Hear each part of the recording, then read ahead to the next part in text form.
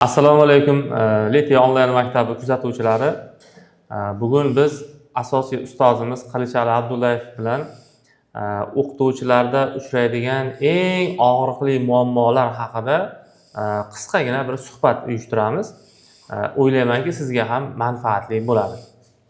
Xo'p, assalomu alaykum ustoz, yaxshimisiz? Va alaykum assalom.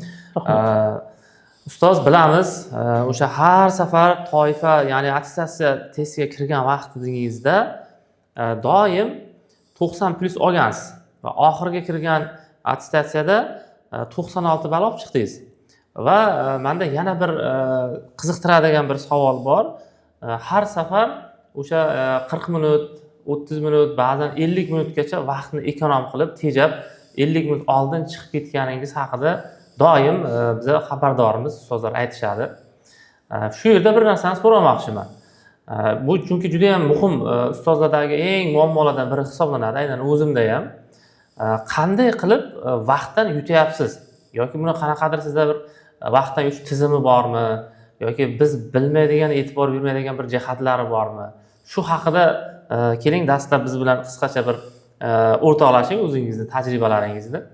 Xo'p, demak, vaqtni tejash haqida 3 ta asosiy bosqichi bor. 3 ta vazifani bajarish kerak.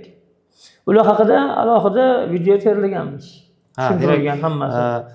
Vaqtni yutishni 3 ta qadamni demoqsiz. Shunday, 3 ta qadam har biri haqida konkret misollar bilan. Masalan, birinchi qadam qanaqa shunda? Birinchi qadam tez yozish. Tez yozish degani qanday? Boyagi kompyuterdagi savol bo'lsa, uni tez ko'chirib olib. Yo'q, masalan ko'chirib olish emas, masaladagi ma'lumotlarni saralab olish. Eng keraklilari. Ha, tushundim.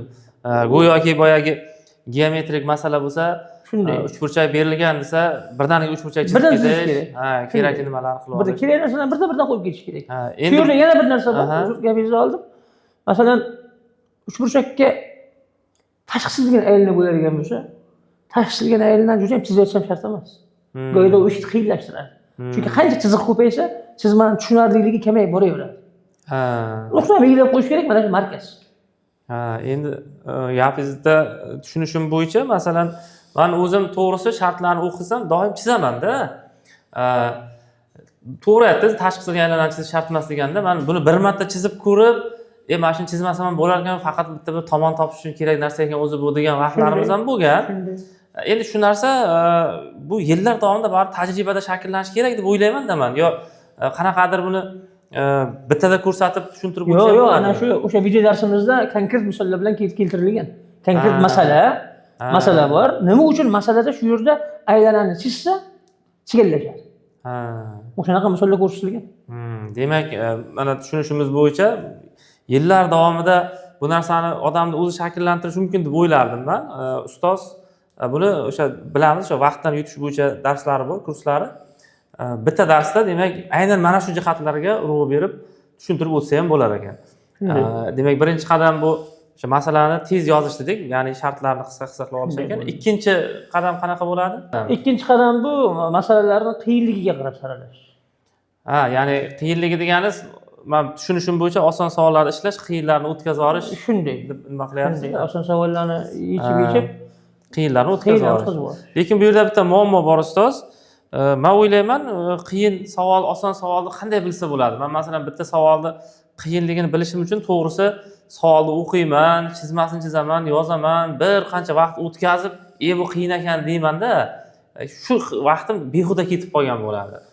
Qanaqa uni qiyinligini bilish imkoni bormi bitta o'qigandan? Yo'q, imkoniyati bor. Faqat uni agar odam o'zim o'rganaman desa, ancha uzoq vaqt kerak bo'ladi. Tajriba kerak. Xuddi boya birinchi qadamdagi kabi bilish uchun tajriba ketadi, vaqt ketib qoladi. Demak, qaysidir qanday masalan bironta misolda keltiramizmi yo qanaqa bir imkoniyati bo'lar ekan? Masalan, oddiy bitta misol aytaman. Aylana berilgan. Aylana tenglamasi berilgan. Shu aylanaga biror bir berilgan to'g'ri chiziqqa parallel bo'lgan urinib o'tkazish kerak. Kombinatsiyali bo'lgani uchun bitta oddiy misol. Qiyinga saralaversa bir o'qiganda bu bir o'qiganda qiyin. Lekin chizmani chizib ko'rsak, aylanan bitta to'g'ri chiziq bor. Shunga parallel urinma. Qaraylar, urinma nima u hosila. Lekin aylandan tinglamasdan hosila olishni bilmadim 100% ona bilmasa kerak. Qiyin. Bo'ldi. Shunday shuni qoldirish kerak. Boyagi tez yozish degan narsa ana shu yerda ham vaqt tejaveradi. Birinchi qadam. Demak, o'tib ketish kerak keyingisiga. Keyin masaladan yechilish kerak. Keyin masaladan yechayotgan paytda nima bo'ladi? Orada bir 7 ta, 8 ta, 10 ta masalani yechgandan keyin odamda ishonch paydo bo'ladi o'ziga. U boyagi masala bir marta ko'rilgan masala baribir turadi u. Demak, ketmaydi birdan. Qandaydir kombinatsiyalarni qarab olib bilsa bo'ladi demoqchisiz. Shunday. Demak, qanaqadir kombinatsiyalardan. Endi bu haqida ham boyagi u biza o'qituvchilar, masalan, sizning kursingizda o'qiydigan bo'lsa, kursni ko'rib bilib oladimi yo buning uchun ham alohida qanaqa? Buni ham alohida video qilganmiz. Alohida o'sha aynan shu mavzularga tushuncha bor, ha? Konkret misollar bor. Demak, bu masalan menimcha hammamizga foydali bo'ladi. Birinchi demak, masalani tezroq yozish, ya'ni bitta o'qigandan shunchaki shartini yozib birdaniga ishlashga kirishib ketish. Bu ayniqsa endi o'rganayotgan kadrlarda juda ham ko'p kuzatilgan holat. Masalani tayyor berilishi turadi, daftarga shuni qayta ko'chirib olib, qayta ishlashadi. Rostdan ancha vaqt yo'qotib qo'yish mumkin bu yerda. Keyin ikkinchisi o'sha qiyin va oson savollarni to'g'ri saralay bilish ekan. Buning uchun men juda ko'p tajriba kerak deb o'ylardim ustoz darslarda. Demak, qaysidir kombinatsiyalarni bilgan holda buni demak tushunish imkoniyati borligini aytib o'tyaptilar. Va yana uchinchi qadam bor dedingiz boya. Uchinchi qadam qanaqa? Uchinchi qadam endi bu ayyorlik. Ayyorlik, ha? Ayyorlik. Misol o'chirmaydi shartini. Masalan, tinglamani yeching deb yozib qo'yibdi. Tinglama berilgan. Javoblarga qarasa, javoblar qo'ya sollar. Natural sollar yoki butun sollar. Avval o'rniga qo'yib ko'radi bo'ldi. Javobdan ketish tushunamiz, ha, biz buni. Demak, yo masalan logaritmik tinglama bo'ladigan bo'lsa, javoblarning orasidan aniqlanish sohasiga to'g'ri kelmaydiganlarni chiqarib tashlaydi bo'ldi. Bu demak javobdan ketish. Bunday masalalar ham bor. O'zimizda ham bitta o'sha video darsimizda keltirganmiz. Shunday sonlarga doir bir masala bor. Qoida aytilyapti, qandaydir qoida aytilyapti va savol qo'yilyapti. Quyida berilgan savollardan qaysilari berilgan qoidani qanoatlantirmaydi? 4 ta javob berilyapti. 4 ta javobda 3 tasi taqsollar, bittasi juftsin. Demak, bu juftsin bo'ladi. Ozgina mantiqan fikrlab o'ylab. Faqat qo'yilayotgan savolga e'tibor qilish kerak. Qaysi qanoatlantirmaydi yoki qaysi qanoatlantiradi? Ana shunday bo'lsa, javoblarga birdan qarash kerak. Qandaydir shu 3 ta javobda umumiy tomoni bo'ladi, bitta javob u nimaga tushmaydi, u oqimga tushmaydi. Tushundim. Demak, javobdan ketish usullari degan mavzuda o'zim ham dars o'tganman ozroq. Shunaqa tushunchalarni o'zim ham berganman. Masalan, qaysi ma'noda ko'p xatlarni yoki tenglama, tengsizlarni javobdan ketish mumkin, lekin bitta muammo bor. Bu o'quvchilarga biz doim yoki ustozlarga dars o'tganimizda ham misolni javobdan ketish imkoni bor bo'lgan misollarni ham ishlab berganmiz-da. Doim ishlab ko'rsatganmiz. Shu narsani aytmaganmiz. Ba'zan o'zim ham bitta misolni bir 5, 6 va 7 minutda vaqt sarflab ishlab bo'lganimdan keyin, shu javob ko'rinib turgan ekan-ku deb o'ylab qolaman-da. Ya'ni bunga kuchli urg'u bermaganimiz uchun. Demak, tushunishim bo'yicha 3-qadam uchun ham sizda yechim bor. Aynan shu uchun kurs o'tgansiz. O'zi aslida o'sha ustozning kurslaridan ko'p narsani o'rganib olib, o'zim ham qo'shimcha qilib o'tib bergandim buni. Hozir yangi formatda qaytadan oldingiz adashmasam bu kurslarda. Juda ham yaxshi. Demak, vaqtdan yutishingizga mana shu 3 ta sababni zo'r qo'llaganingiz, demak, sababchi bo'lib qolgan ekan-da. Ustoz demak 50 minutlab ertachi testdan chiqqan vaqtlari bo'lgan. Attestatsiya toifa savollarida. Juda ham yaxshi. Xo'p, ana endi bu mayli ketdi ustoz. Vaqtdan yutibsiz, boshqa qilibsiz. Lekin yana bir qiziq savolda, o'zi 50 ta savol bor attestatsiyada. 35 tasi matematika, sof matematika. Keyin adashmasam 5 ta kasbiy mahorat shunday deb aytilardi. Kasbiy mahorat. Unda bolalar jim o'tirmasa nima qilish kerak? Shunga o'xshash savollar bo'larmi adashmasam yoki pedagogik mahoratni adashtirdimmi? Keyin 10 ta pedagogik mahorat bo'ladi. Shunday. Xo'p, mayli, o'sha kasbiy mahorat degani o'zi nimaligini man rost hech tushunib ham ko'rmaganman, o'qib ham ko'rmaganman. Odatda o'zim kirganda ham bir qaysidir ma'noda tavakkal qo'yib chiqqanday bo'laman. Endi bu kasbiy mahoratni nima qilgansiz? Sizda har doim 100% chiqqanda kasbiy mahoratdan pedagogik mahorat. Kasbiy mahorat haqida gapirib o'ting. Endi kasbiy mahorat bu o'qituvchining har kuni qiladigan ishi. Har darsda qiladigan ish. Ha, maktabda qiladigan dars jarayonida. Dars jarayonida. Dars jarayonida qiladigan ish. Masalan, o'quvchilar bilan o'zaro muomala, xonani darsga tayyorgarligi, dars jarayonini olib borish, mana shular kasbiy mahorat. Ha, tushundim. Uni o'sha vaziyatga o'zingiz qo'yib ko'rsangiz, bu savolga javob topasiz. His qilish kerak-da o'sha vaziyatni. Tushundim. Siz o'sha necha marta kirganmisiz? Har doim 5 tasidan 5 tasi to'g'ri chiqqan buni. Ha, 5 tadan to'g'ri chiqqan. Baribir o'ylaymanki, bir qaysi bir kursdan nimadadir o'qiganmisiz yo bir maxsus shu uchun ataylab tayyorgarlik ko'rgan joyingiz bormi? Yo'q, bu tajriba bu. Faqat o'qituvchi o'zini har kunlik ishini qilish kerak bo'ldi. Endi hozir menimcha kuzatuvchilarimizga ham qiziq. Shu tajribani ham siz bizga yoki ustozlarga qiziqqanlarga dars qilib tushuntirib berish imkoni bormi yo qilgansizmi? Unaqa ham qilganmiz. Ha. Unaqa ham qilganmiz. U yerda endi har xil muammoli vaziyatlar haqida gapirilgan. Muammoli vaziyat bitta ikkita teatrlashtirilgan joylari ham bor. O'shanaqa vaziyatlarda nima? 4 ta javob varianti bor. Mana shunaqa vaziyatlar qilingan. Demak, o'sha aynan kasbiy mahoratdan kelgan savollar bilan tushuntirib berilgan holatlar bo'ladi. O'sha savollar bilan. Demak, agar o'zimga ham qiziq, o'shani men bir o'qib ko'rib chiqsam, xudo xohlasa, mana 5 tadan 5 topadigan bo'lamanmi? O'sha bo'ladi. Yaxshi. Chunki bunaqa holatda men maktabda aynan tajriba bilan ishlagan o'qituvchilar bor yoki endi ishga kirgan o'qituvchilar bor. Men o'ylayapman, sizni hozir gapingizdan tushundim. Bir 4-5 yillab, 10 yillab ishlagan o'qituvchi bo'lsa, kasbiy mahoratdan qiynalmas ekan. Umuman qiynalmas. Ha, va yangi 1 yil endi bo'lgan ishlaganiga ustozlar bo'ladigan bo'lsa, shularga sizda aynan o'sha olgan kursingizni bitta ko'rib chiqsa bo'lar ekan, o'sha kursda ichida bor dedingiz. U nechta darsdan boradi o'sha? U yerda endi bitta qilganmiz 1,5 soat atrofida. 1,5 soatda o'sha 5 ta kasbiy mahorat savolini 100% ishlab beradigan, har xil vaziyatdan tushuntirib berilgan dars bor ekan. Juda ham yaxshi. Endi eng asosiysiga keldik. Men o'zim mana pedagogik mahorat degan savol bor, 10 ta savol bor. Endi bir nechta kurslar bor ekan, juda ham mashhur kurslar ham bor ekan. To'g'risini aytsam, men o'zim ham bitta kursga yozilib, pedagogik mahoratda nimalar bor ekan deb o'qib ko'rganman. O'qib ko'rganman, sal yolg'on bo'lib qoladi, bir 2 ta yo 3 ta darsni ko'rganman. Da endi juda ham termin ko'p, tushunchalar ko'p, bir qancha kitoblari bor ekan, oylab o'qish kerak ekan. Shunaqa kurslar ko'p ekanda, lekin unga men nima toqat qila olmadim.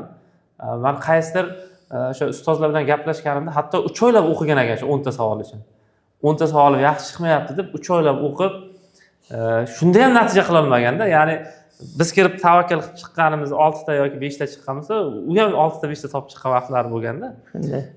Endi sizda oxirgi kirganingizda nechta chiqqan? O'sha 9 ta chiqqan. Oldingilarida yaxshi chiqqan adashmasam. Ulardan ham yaxshi chiqqan holatlar bo'lgan. Bu uchun siz tayyorgarlik ko'rdingizmi siz ham? Umuman tayyorgarlik ko'rganim yo'q. Pedagogik mahoratga? Yo'q, shu universitetda o'qigan paytimiz pedagogika kurs o'tilgan.